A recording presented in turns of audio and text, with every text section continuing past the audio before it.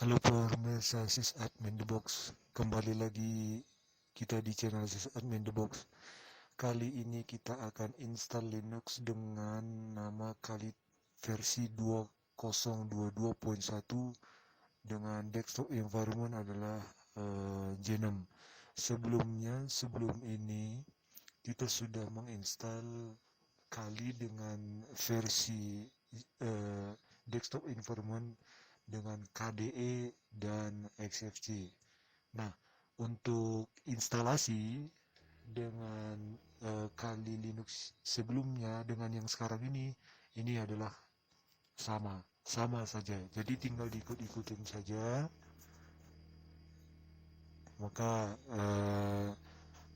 akan selesai. Tapi ada sedikit pilihan nanti bahwa seperti XFC dan GNOME, di situ ada nanti menu yang harus kita centang dan uncentang, karena uh, supaya tidak berat, jadi kita tidak perlu install semuanya desktop environment-nya. Ada seperti yang kami bilang kemarin, ada yang suka Genome, ada yang suka KDE, ada yang suka XFC. Tapi ada juga nanti di dalam satu uh, instalasi itu ada yang menggunakan tiga-tiganya desktop environment. Ini tergantung teman-teman ya. Jadi sebelum teman-teman nanti di sana menginstal yang Genome seperti apa, karena takutnya sudah terlanjur begitu ya, alangkah mungkin lebih baiknya dilihat dulu tampilan Genome yang di kali itu seperti apa. Nah, di sini seperti biasa kali Linuxnya saya boot dan tinggal ikuti instruction saja. Demikian juga dengan partisi-partisinya sama semua dengan dua kali yang terakhir itu. Ya, jadi tinggal menyesuaikan saja. Kalau kita di Pasifik, pilih yang di Pasifik Indonesia, begitu, Jakarta. Nah, jadi nanti kita akan lihat setelah ini, setelah selesai instalasi ini, tidak lama ya, sebentar ini instalasinya, karena selesai instalasi ini kita akan lihat tampilan Genome-nya seperti apa. Untuk partisi juga sama, ya kan? Ini kami menggunakan partisi yang kemarin, tapi mungkin kami akan partisi ulang karena sifat kami adalah walaupun sudah dipartisi dengan baik sebelumnya dan dipakai untuk distro yang lain, ini kami partisi ulang lagi. Kenapa? Karena untuk membuang file-file yang memang nanti takutnya overlap begitu dan mengganggu baik tidaknya jalannya nanti Linux yang kita install gitu. Default dari kami adalah kami biasanya itu partisi ulang ya. Walaupun nanti ukuran partisinya sama, tetap kami akan partisi ulang gitu. Baik di notebook, baik di server atau baik di sistem virtual, kami partisi ulang. Baik, jadi seperti biasa di sini kita menggunakan partisinya hanya dua, swap dan root saja. Ya kan, ukuran partisi tadi sudah seperti yang teman-teman saksikan. Ya, ini tinggal di next dan uh, lanjut pada instalasi. Ya, kalau seperti ini mungkin kalau teman-teman tidak uh, sudah melihat video sebelumnya, ini bisa di skip dulu, di skip sampai mungkin menit keberapa nanti pada saat loading uh, Genome-nya. Jadi kita sambil menunggu ya teman-teman ya. Jadi kami juga memonitor bahwa uh, apakah sudah ada update terbaru lagi dari Kali. Jadi untuk versi-versi yang berikutnya belum ada. Ini masih versi yang terakhir kita gunakan, yang versi 2022.1. Mungkin setelah ini nanti ada yang versi selanjutnya lagi. Nanti mungkin akan kita uh, uh,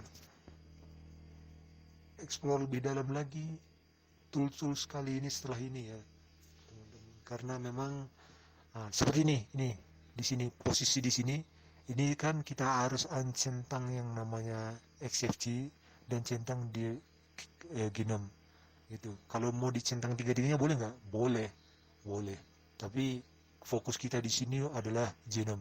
Kami hanya memperlihatkan bagaimana tampilan genom dikali begitu.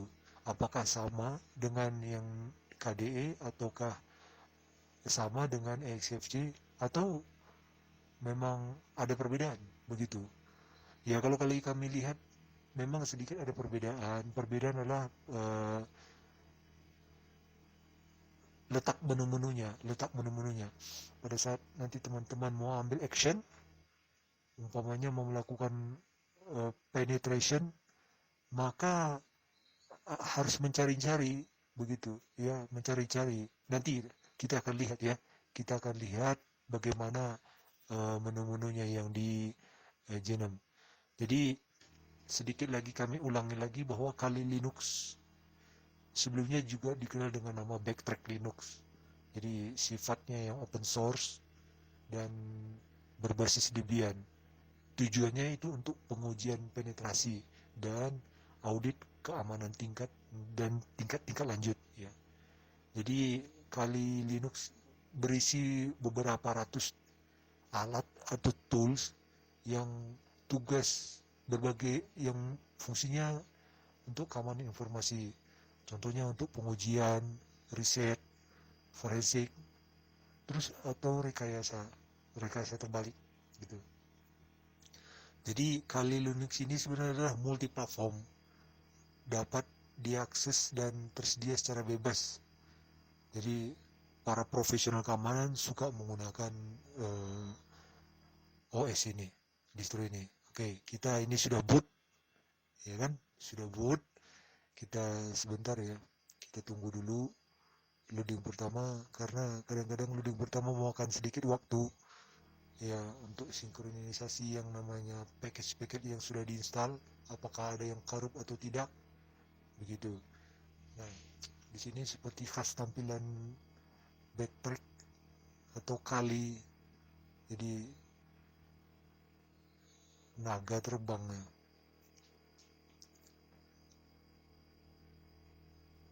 Jadi kalau teman-teman pernah nonton main game StarCraft, jadi saya lupa itu di sebelah mana, jadi tampilan naganya mirip seperti ini ya. Oke, ini tampilan genom ya teman-teman ya. Ini seperti ini tampilan genom. Biasanya kalau kita selesai instalasi Linux, kita sedikit melihat-lihat tampilan awalnya dulu. Kita mau ganti-ganti background, biasanya gitu. Kita lihatnya sebelum masuk ke dalam ya. Sebelum masuk ke dalam kita lihat dulu ini yang kelihatan sekarang ini apa gitu. Ya ini kita lagi klik menu cherry tree ya, mungkin ada yang kenal cherry tree. Nah, ini kami akan show application seperti itu teman-teman. Nah, seperti itu. Jadi agak berserakan dan agak semak begitu ya. Begitu kami juga melihatnya agak sulit. Kami sudah juga menggunakan dengan monitor yang lebih lebar dari ini, tapi tetap sama juga seperti ini. Begitu. Nah, bagi yang suka dengan genome ini mungkin nggak masalah gitu kan. Tapi kalau yang teman-teman yang masih baru, ya mungkin ya, mohon maaf bukan apa, kami lebih menyarankan menggunakan XFC begitu, karena seperti itu advance gitu. Jadi kita harus mengarahkan mouse kita supaya informasinya keluar gitu. Nah itu butuh waktu dan harus mencari-cari gitu. Sedangkan kalau penetrasi itu butuh kecepatan dan akurasi. Nah, gitu. Nah, kami juga sebenarnya agak kesulitan seperti ini, tampilan seperti ini, tapi ya karena ada sebagian dari rekan-rekan yang lain suka menggunakan genome ya. Nah, memang pada saat kita klik aplikasi di menu atas itu akan muncul seperti ini. Akan muncul seperti ini.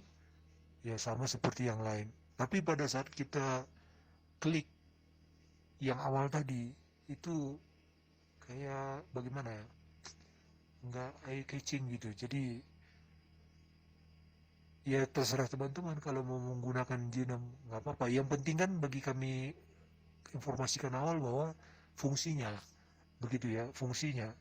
Walaupun hanya hitam doang tampilan monitor kita, tapi bisa kita fungsikan untuk macam-macam, ya kan, nggak masalah gitu ya.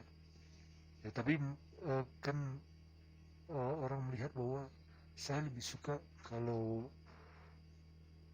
mengoperasikan sistem operasi itu tertata begitu, ya kan.